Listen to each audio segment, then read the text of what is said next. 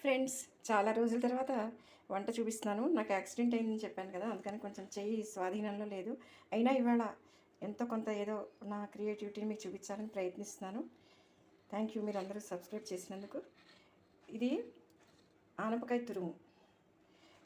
మొన్న ఈ మధ్యన మా ఇంటికి కొంత బంధువులు వచ్చారు. వాళ్ళకి శనగపిండి పడదన్నారు నేను కోఫ్తా చేస్తే. అప్పుడు బియ్యం పిండితో వేసి చేస్తే ఎలా ఉంటుంది? చాలామంది శనగపిండి ఇప్పుడు అవాయిడ్ చేస్తున్నారు కదా, అందుకని ఇలా చేసి చూస్తే చాలా బాగుంది. అందుకే ఇది చూపిద్దామని చెప్పి చేస్తున్నాను.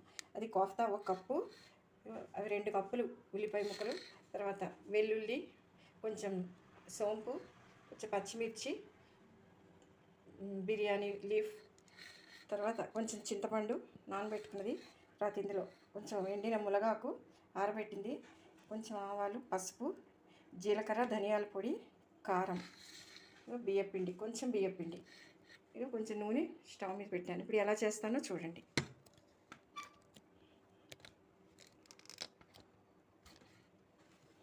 దీంట్లో కొంచెంగా సాల్ట్ వేసుకుంటే చాలు.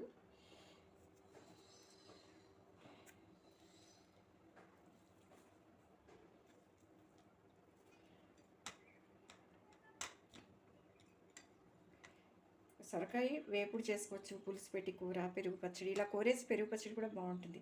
అయితే ఇది కోఫ్తా ఏమీ గ్రైండ్ చేయకుండా, మామూలుగా అయితే కొంచెం ఇంట్లో అల్లం వెల్లుల్లి అయితే కొంచెం గ్రేవీకి ఇలాగ చేయాలి కదా, కొంచెం గ్రైండ్ చేయాలి కదా, అలా ఏమీ గ్రైండ్ చేయకుండా చేసుకునేది ఎలాగో చూపిస్తున్నాను నేను.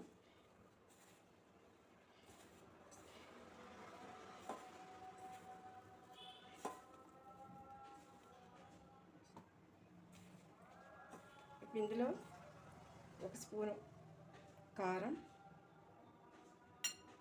తర్వాత కొంచెం ఉల్లిపాయ ముక్కలు కలుపుతున్నాను.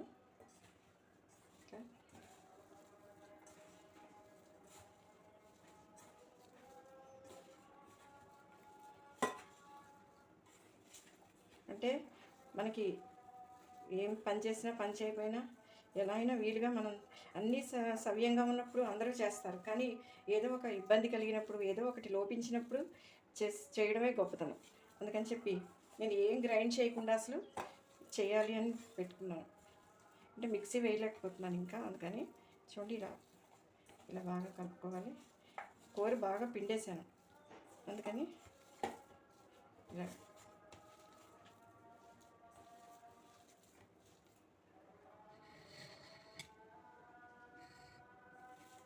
ముందు చేసి పెట్టుకున్నాకైతే అప్పుడు ఇవన్నీ వేయించుకున్నాక అప్పుడు ఆ గ్రేవీ చేసుకుని అందులో వేసుకోవచ్చు. చూడండి అలాగే ఉంది కదా ఇది. ఇప్పుడు దీన్ని నూనె కాగే లోపల చిన్న చిన్న బాల్స్ చేసుకుందాం.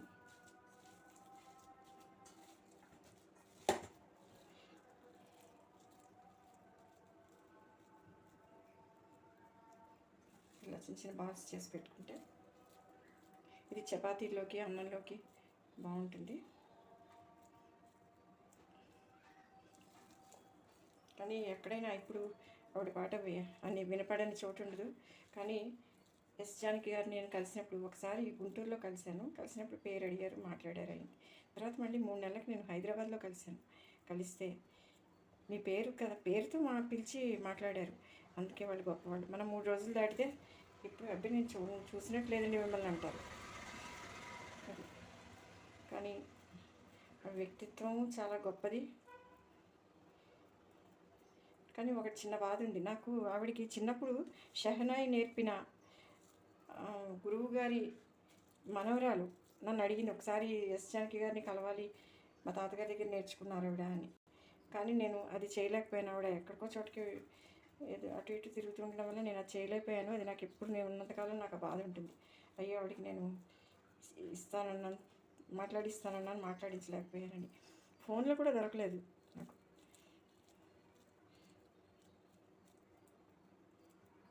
కదా కొంచెం ఏదో ఇంగువ కట్టిన గుడ్డ అంటారు, అలాగా కొంతమంది మనుషులది. బాలుగారిదే మర్చిపోలేకపోతున్నాం, ఇంకా అసలు లేరంటేనే నమ్మలేకపోతున్నాం. కానీ ఆయన ఒక్కళ్ళు పాడడానికి లేరు కదా అని దర్శకత్వం చేయడానికి లేని కె విశ్వనాథ్ గారు, తర్వాత పాటలు రాయలేనని సిరివెన్నెల గారు, ఇలా తర్వాత జి ఆనంద్ గారు, ఇలా అందరూ ఆయన ఒక్కళ్ళు లేకపోతే వీళ్ళందరూ ఇలా వెళ్ళిపోతారు ఆయన కోసం.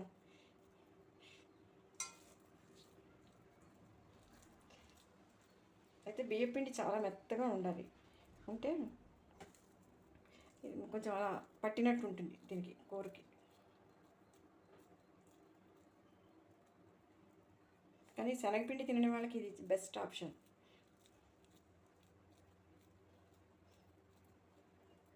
పూర్వం ఎవరైనా నచ్చితే పూర్వకాలం ఆ తరం వాళ్ళైతే వాళ్ళకి నచ్చితే తినేవారు, లేదంటే నేను తిన్నమ్మా నాకు ఏదో అలా చెప్పేవారు. కానీ ఇప్పుడు అలా కాదు. నేను ఇది ఫోన్ చేస్తూనే నేను పలానాది నేను తిన్ను, పలానా టైంకి తింటాను, పలానాది తింటాను అంటూ ముందే చెప్పేస్తున్నారు. అతిథులతో పాటు అతిథి ఆదేశాలు కూడా భలే మారాయి ఇప్పుడు అన్నీ. మనం ఎక్కడికైనా వెళ్తే మంచినీళ్ళు ఇచ్చినా కూడా తాగడానికి మొహమాట పడతాం. కానీ కొంతమంది మహానుభావులు నిర్మొహమాటంగా అవతల వాళ్ళకి ఓపిక ఉందా లేదా అని లేకుండా, మా అమ్మగారు పెద్దనాన్నగారు అబ్బాయి అక్కడ ఉండేవాడు. ఏం చేసేవాడు కాదు.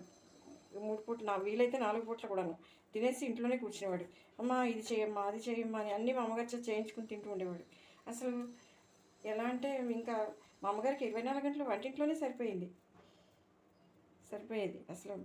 కానీ మళ్ళీ వాళ్ళు బాగున్నారు అందరూ, కానీ ఎలా ఉన్నామని ఫోన్ కూడా చేయరు. ఇలాంటి వాళ్ళని బంధువులని చెప్పుకోవచ్చు అంటారా? చూడండి, ఇప్పుడు ఇలా వేయించాం కదా, ఇది తీసాం కదా, ఇప్పుడు వీటిని వేయిద్దాం.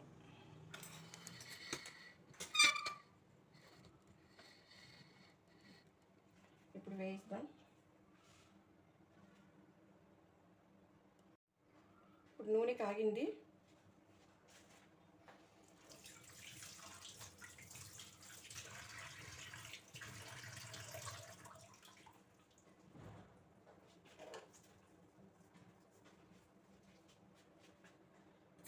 కాగింది చూడండి.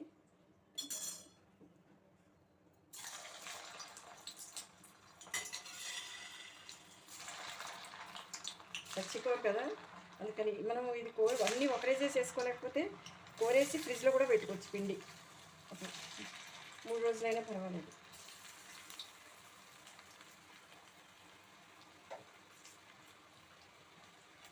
ఇప్పుడు వేసవికాలం స్టవ్ దగ్గర కొంచెం సేవ్ చేయడానికి ఇంత అనిపిస్తుంది. మా నాన్నగారు వాళ్ళు పొద్దున్న 10 గంటలకు మొదలు పెడితే జంతికలు కాజాలు ఏవో స్వీట్ హాట్ 2 చేయాలి. వాళ్ళకి ఇష్టం ఇదని వీళ్ళకి ఇష్టం ఇదని అలాగా. ఇంకా దగ్గరలో ఆడపిల్లలు ఉన్నారంటే ఇంక వాళ్ళకి ఇవ్వడానికి ఇలాగా. అందుకని ఏంటంటే అలా చేసేప్పటికి సాయంత్రం సరిగ్గా మళ్ళీ ఇంకోళ్ళు ఎవరో మధ్యలో భోజనం టైంలో అందుకునేవారు. మళ్ళీ సాయంత్రం కరెక్ట్గా 4:30, 5 అయిపోయేది అలా చేసేప్పటికి. నాన్నగారు ఎంతమందికి ఎన్ని క్యారీలు అలా చేసి ఇచ్చారు. నాకు తలుచుకుంటే చాలా ఇది అనిపిస్తుంది. ఎప్పుడు మన ఇంటికి వస్తే పెట్టాలి, కానీ చేసిస్తే ఎత్తిస్తే ఎంత ఇచ్చినా తర్వాత విలువ ఉండదు. నేను చూసింది అనుభవం మీద.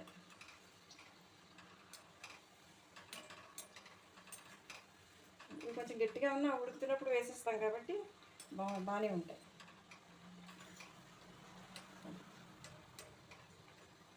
ఆ రెండో చేయి పని చేయట్లేదు, అందుకని ఇలాగే తీస్తున్నాను. ఒక చేత్తో కూడా ఏం సాధించవచ్చో చూపిస్తున్నాను అనమాట మీకు. నేను మొన్న ఫేస్బుక్లో చూస్తే ఒక అమ్మాయి కాలుతో ఒత్తులు తీసి చేస్తుంది. ఏంటి నా పాప అమ్మాయి దేవుడికి అలాగే చేస్తుంది. దేవుడు కూడా అలాంటి వాళ్ళని కరుణిస్తాడు అనమాట. అక్కడ ఈ అవయవ లోపం కాస్త అది మనసుకి యాడ్ అయ్యి మనసు డబుల్ భక్తి ఉంటుంది. అప్పుడు అయ్యో దీంతో చేస్తున్నాను, కాలుతో చేస్తున్నాను, ఏమనుకుంటావు స్వామి అనుకుంటారు.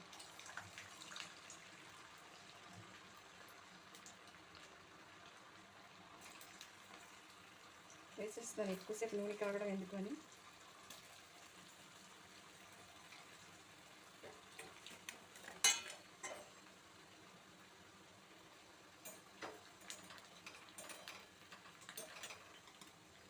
చూడండి అయినా మెత్తగానే ఉన్నాయి.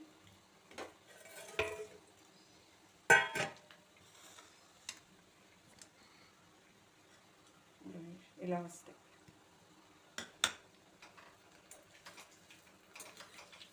ఉల్లిపాయ ముక్కలు ఎందుకు వేసానంటే కొంచెం గుల్లదనం రావడానికి వేసాను.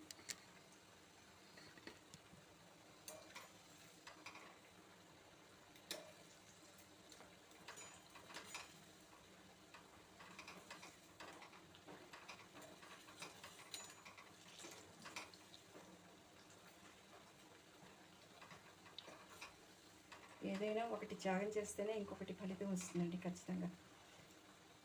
వేసుకుంటే చూడండి. ఏకలవ్యుడికి ఆ వేలు తీసుకోవడం వల్లే ఎంత త్యాగం చేశాడు ఏకలవ్యుడు అని చెప్పని చరిత్రలో నిలబడిపోయాడు. ద్రోణాచార్యుడి కంటే ముందు ఏకలవ్యుడిని తెలుస్తారు ఇవాళ. ద్రోణాచార్య షాపులు ఏమి ఉండవు, కానీ ఏకలవ్య షాపులు ఉన్నాయి. అలాగే ఇది కూడా ఏంటంటే సరే కొంచెం వేస్తే చాలా బియ్యపిండి. ఇది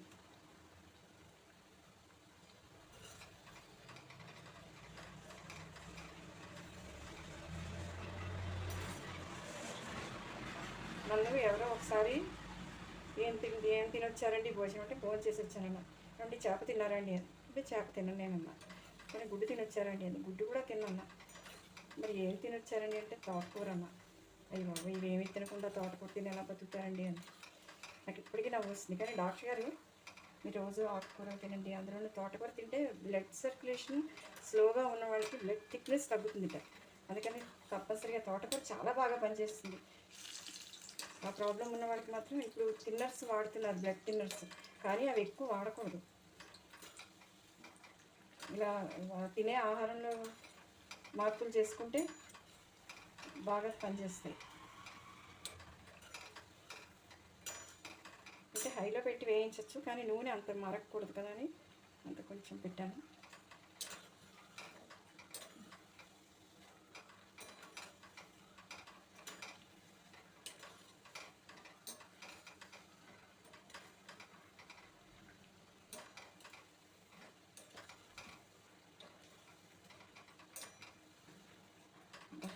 ఎన్ని పాటలు పాడారండి ఆవిడ.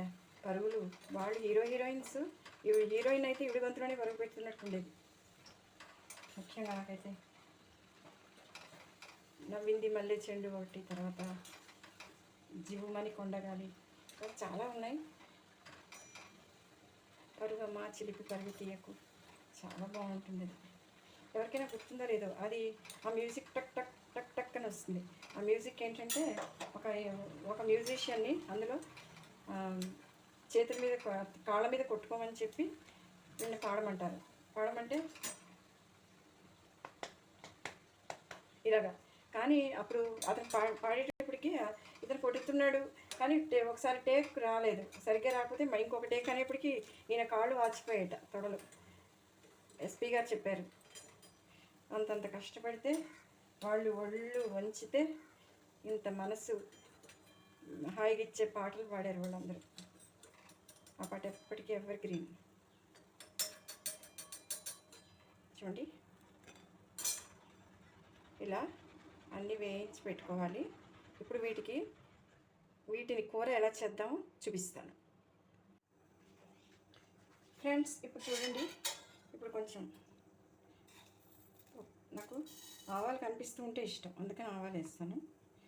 తర్వాత కావాలంటే గ్రైండ్ చేసుకోవాలంటే జీడిపప్పు లేదా వేరుశనగపప్పు, మినపప్పు ఏదో వేసుకుని చేయొచ్చు. కానీ నేను అలాంటిది ఏమీ లేకుండా ఉట్టి గ్రేవీ చేయాలంటే ఎలా చేయాలని చూపిస్తున్నాను. ఇప్పుడు ఇవన్నీ వేసేస్తుంది. పచ్చిమిర్చి, వెల్లుల్లి, నేను ఇందులో సోంపు కూడా వేస్తున్నాను కొంచెం.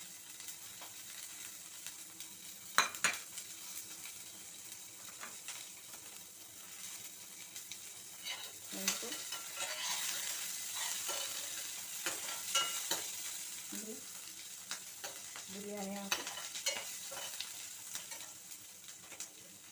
ఉల్లిపాయ ముక్కలు,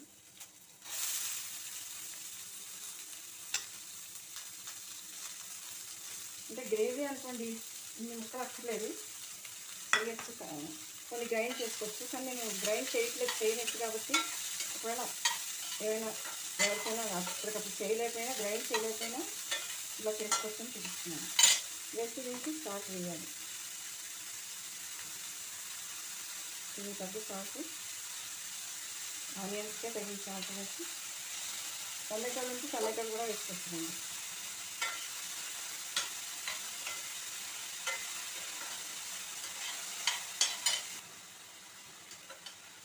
సరే ఆనియన్ వేసేప్పటికి కొంచెం ఎలా వచ్చిందో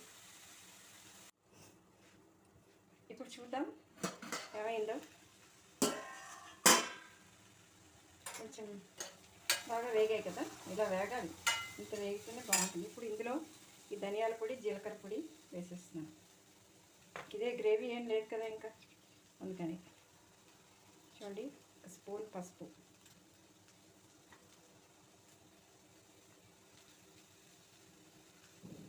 కొంచెం ఇది కారం తక్కువ ఉంటుంది అందుకనే తక్కువ వేస్తాను, కొంచెం ఎక్కువ కారం వేస్తున్నాను అందుకని.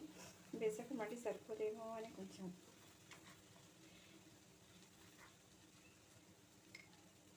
వేసాక లంగాడు కూడా వేసేసి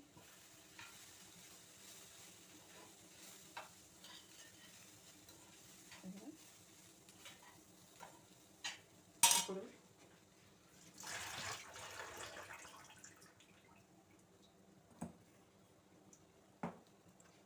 ఇందులో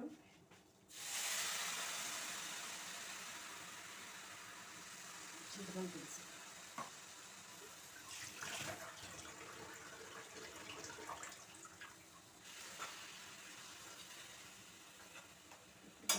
ఇందులో ఒక గిన్నె నీళ్ళు, ఇలా నీళ్ళు పోసేసి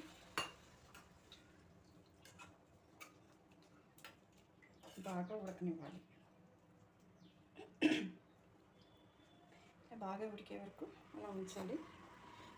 బాగా ఉడుకుతుండగా వేయాలి, అయితే ఇప్పుడే పేస్ట్ అయిపోతాయి ఇవన్నీ. కొంచెం పెంచాలి. ఇప్పుడు చూద్దాం,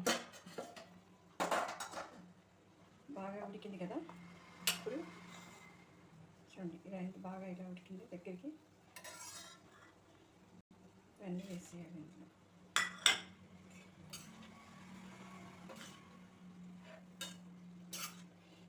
కొంతమంది పెరుగు వేస్తారు కానీ నూనెలో వేయించినవి కదా, అందుకని పెరుగు వేయను నేను. ఇలా వేసి అవి ఉడికాయి కదా, అందుకని ఆ వేడికి ఇది మెల్ట్ అయిపోతాయి వీటితో. అది సరిపోతుంది. ఇలా కలిపేసి ఇలా ఉంచేయటం. ఇవి వేసి మళ్ళీ నీళ్ళు పోసి ఇన్ని అక్కర్లేదు, అలా ఉంచేస్తే కూర అయిపోయింది. సరే,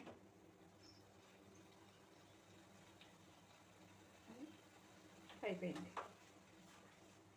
కూర రెడీ.